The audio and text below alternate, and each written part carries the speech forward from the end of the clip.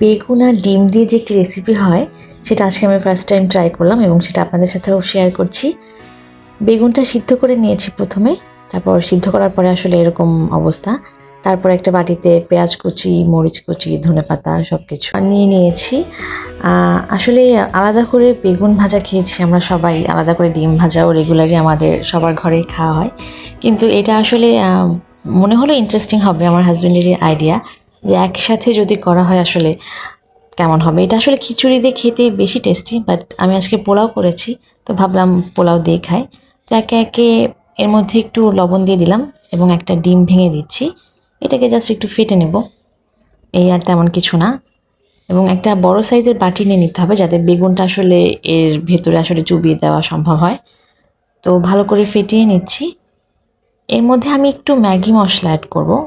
আপনারা যে কোনো রকম চাট মশলা বা যে কোনো কিছু অ্যাড করতে পারেন।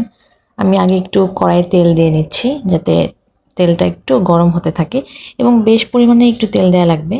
জিনিসটা আসলে যেহেতু মানে কোটিংটা বেশি হয়ে যাবে বেগুন তার সাথে ডিম, সো তেলটা একটু বেশি দেওয়া লাগবে। ম্যাগি মশলাটা দেওয়ার পরে আবার একটু এটাকে ফেটে নেব ভালো মতো, যাতে মশলাটা মিক্স হয়ে যায় ভালো করে। তারপরে এটাতে যেটা করব, বেগুনটা এভাবে দিয়ে দেব।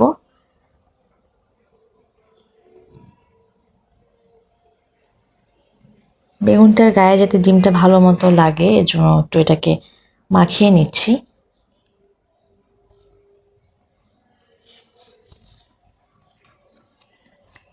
তারপরে দিয়ে দিচ্ছি গরম তেলের মধ্যে, মানে এটা একটু শেপের জন্য আর কি, একটু ছড়িয়ে দেওয়া যাতে আসলে দুই সাইডই ভালো মতো ভাজা হয়।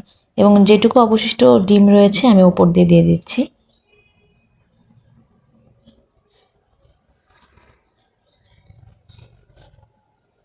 এটাকে এভাবেই আসলে এক পিঠ ভাজা হয়ে গেলে আবার উল্টে পাল্টে যেভাবে আর কি আমরা ডিম ভেজে থাকি।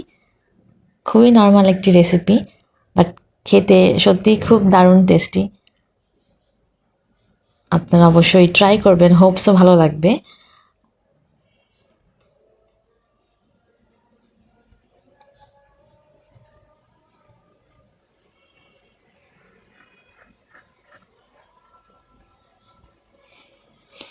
এই তো ডিম এবং বেগুনের যে রেসিপিটি সেটা আসলে হয়ে গেছে।